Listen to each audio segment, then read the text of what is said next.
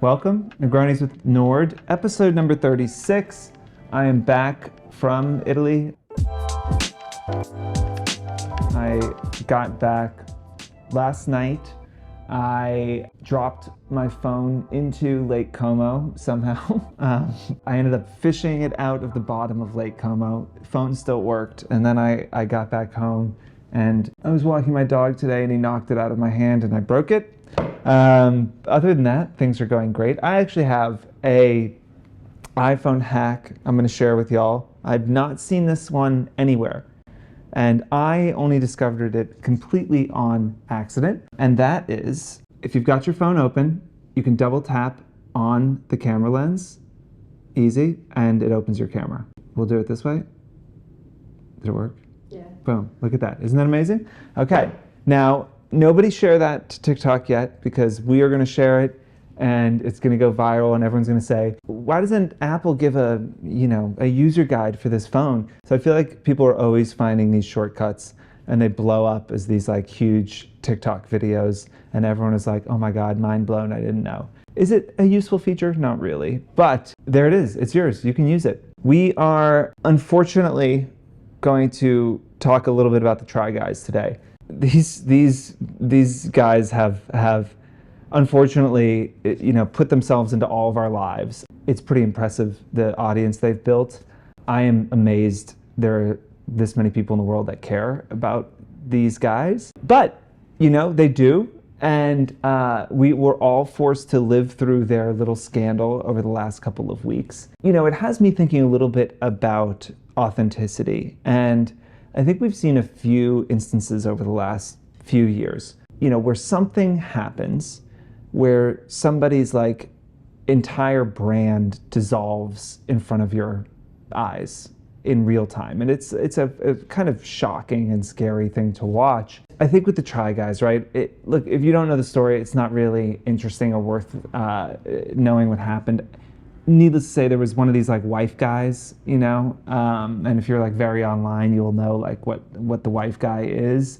And so his whole brand is he loves his wife and his wife's amazing and all of this. And, then it comes out he's cheating on his wife. Big fucking surprise, right? Everyone is shocked and upset and he gets kicked out of the Try Guys, which honestly, I can't believe. I have almost 100 employees and I'm sitting around talking about getting kicked out of the fucking Try Guys. But here we are. He gets kicked out of the Try Guys. His life is falling apart. A few morals of the story. Don't cheat on your spouse is probably one. If you don't want to be in your relationship anymore, you should talk to your significant other and exit that relationship before you start sleeping with other people. Lesson 2 is that audiences have a really, really visceral reaction when a personality or an influencer or celebrity, whatever it is, they've built their brand around something and they do something that's antithetical to that brand that they have built, right? If your brand is, I love my wife, she's amazing, you cheat on her, bad. You're Ellen and your brand is, I'm nice, and you turn out to actually be a fucking nightmare, bad. It brings me back to this idea of like, what is authenticity in social? Authenticity is a widely overused term that I think we talk about so much that we stop actually thinking about what it is. And let's step it back a few things, right? What makes your following valuable is, yes, the eyeballs, but what makes it more valuable? What makes you an influencer is that you have a relationship with that audience, right? Relationships foundationally are often built on trust. That's a huge part of any relationship. Trust is built on honesty, ergo, authenticity at its core and root is honesty. If you are saying that your whole brand is that you're nice, and you're so nice and you're the world's nicest person, it comes out that you're not nice, then you have destroyed your authenticity in a way that is not reparable. That isn't how it happens to most people. For most people, their authenticity is like death by 1,000 paper cuts, right? It's chipped away over time. Your audience will have a breaking point. They will roll their eyes one too many times and hit the unfollow button. Yes, at a macro level, it is really important that your content and, the person you present yourself as on the internet, while it is generally never exactly who we are in real life, that it is rooted in honesty and it's not a lie. But as we talk about being an influencer and how is this applicable more in your everyday life, it's about the brands that you cover. It's about the sponsored posts that you take. And it's why I think it is so important. It's why we talk about real love, right? And we tell brands don't spend good money on fake love, and that we should be working with influencers that, you know, really have an affinity for a product. They use it, they enjoy it, they love it. They are asking their audience to spend money on it. They should be really sure it's good. Let's say you're eyeing up a purchase of some sort you want to make. Let's say it's a pair of Celine shoes that you've been eyeing up, and all of a sudden somebody pops into your inbox with a $2,500 deal for a post, and you're like, I don't really like that brand. You know what I do like is Celine pumps, and this deal is going to pay for those shoes, and I'm just going to take it. F it. You know, you go and create the content and you tell your audience, I love this brand, I've been using it, I think it's so great. Obviously you're not being authentic, you're lying, right? And you're not good at creating content, you're not good at storytelling, you're good at lying. And I think that is so much of what we're trying to push back against in advertising. Advertising for decades has been all about lying, right?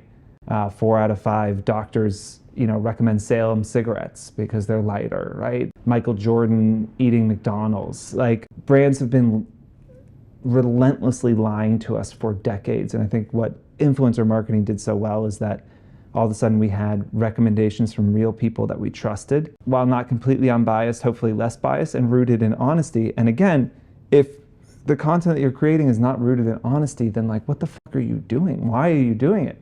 You're just lying. People talk about authenticity like this thing that they can practice. And yes, brands can brief you in a way that makes your content feel less authentic. They can throw a bunch of, you know, KPIs and key messaging and all of that down your throat, and it can make the content feel bulky and unnatural and ultimately come off in a way that you don't feel great about and maybe doesn't feel super authentic.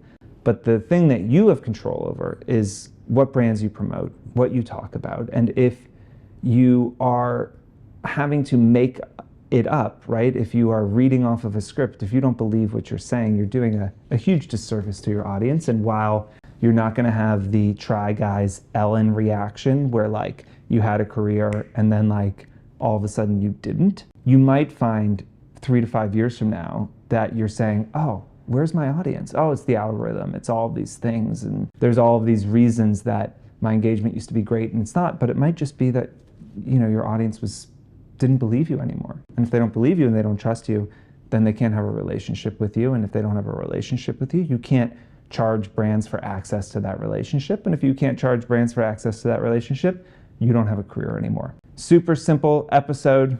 Don't lie and don't cheat on your spouse. So there you go. Join us next week. As always, ask questions, and we will see you soon.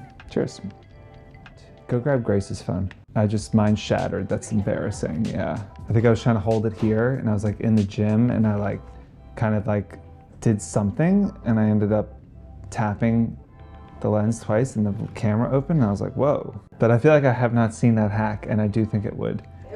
Yeah. I think we should do like a, if you filmed like in a mirror or something, because you'd want to show like that you tapping it and then it opening. So I don't know how we would do that, but we'll do the beginning of this one. Oh wait, I don't. This way. She can have that back. We'll just do it in mine.